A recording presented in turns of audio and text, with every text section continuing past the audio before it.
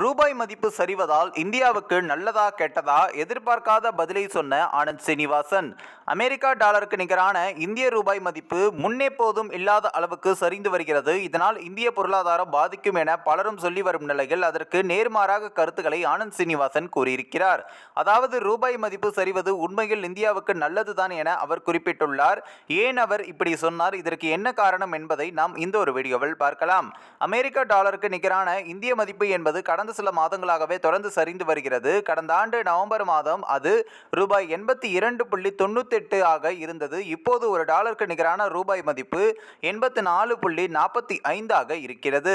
குறிப்பாக அமெரிக்க அதிபர் தேர்தல் முடிந்தவுடன் ரூபாய் மதிப்பு வேகமாக சரிகிறது. அமெரிக்காவில் ட்ரம்ப் வந்துவிட்டால் டாலர் மதிப்பு உயர்கிறது. இதன் காரணமாகவே மற்ற கரன்சி மதிப்பு வேகமாக சரிகிறது. பொதுவாக ரூபாய் மதிப்பு சரிவதில் இந்திய பொருளாதாரம் பாதிக்கும் என பலரும் சொல்லி நாம் கேட்டு இருப்போம்.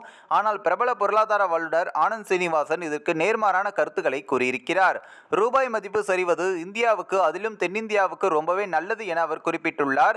இது தொடர்பாக அவர் தனது யூடியூப் பக்கத்தில் கூறுகையில், இந்திய ரூபாய் மதிப்பு ரூபாய் 86 வரை போகலாம் என்கிறார். ரிசர்வ் வங்கி தேவையான நடவடிக்கை எடுக்கவில்லை என்றால் டாலருக்கு நிகரான இந்திய மதிப்பு ரூபாய் 90 தொட்டுவிடும். அதே நேரம் இந்திய பொருளாதாரத்திலும் ரூபாய் மதிப்பிற்கு எல்லாம் எந்த ஒரு தொடர்பும் இல்லை.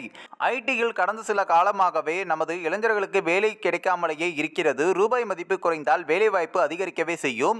நமது நாட்டில் ஐடி துறையும் மருத்துவத் துறையிலும் தான் நாம் அதிகம் ஏற்றுமதியும் செய்கிறோம். திருப்பூரில் இருந்து துணிகளும் கணிசமாக போகிறது. இங்கெல்லாம் நமக்கு வேலை வாய்ப்புகளும் அதிகமாக உள்ளன. எனவே ரூபாய் மதிப்பு 100 ஆனால் ஆர்டர் அதிகரிக்கும். 3 துறைகளிலும் ஏற்றுமதி அதிகரிக்கவே செய்யும். ரூபாய் மதிப்பை நீங்கள் மட்டுமே வலிமையாக வைத்தால் போதாது. சீனா மற்றும் ஜப்பானில் அந்தந்த நாடுகளுடைய கரன்சி மதிப்பு சரிகிறது. அப்படி இருக்கும்போது உங்கள் ரூபாய் மதிப்பை அதிகமாக இருந்தால் உங்களிடமிருந்து வாங்குவதற்கு பதிலாக சீனா, ஜப்பான், வியட்நாம் நாடுகளில் இருந்து பொருட்களை வாங்கிக் கொள்வார்கள். அதாவது வெளிநாடுகளில் நமது பொருட்களை வாங்க வேண்டும் என்றால் நமது ரூபாய் மதிப்பு மலிவாக இருக்க வேண்டும். நம் இந்திய ரூபாயை மட்டும் தனித்து பார்க்க முடியாது. சீனா, ஜப்பான், வியட்நாம் நாடுகளிலும் என்ன நடக்கிறது என்பதை பார்க்க வேண்டும். ஏனென்றால் அவர்கள்தான் பிரதான போட்டியாளர்கள்.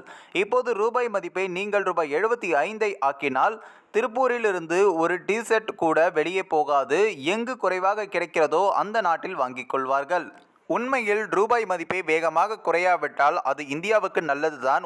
இரு தொழிலதிபர்களுக்கு நல்லது இல்லை என்றாலும் மற்ற தொழில்களுக்கு இதனால் நல்லது. குறிப்பாக ஐடி அதிகம் இருக்கும் தென்னிந்தியாவுக்கு நல்லது. நானே பொதுவாக ரூபாய் மதிப்பு சரிந்துவிட்டது என கேலி செய்வேன். ரூபாய் மதிப்பு சரிவது நல்லது என அவர்களுக்கு புரிவதில்லை என்பதை கிண்டல் செய்தே என்று அவர் சொல்லியுள்ளார்.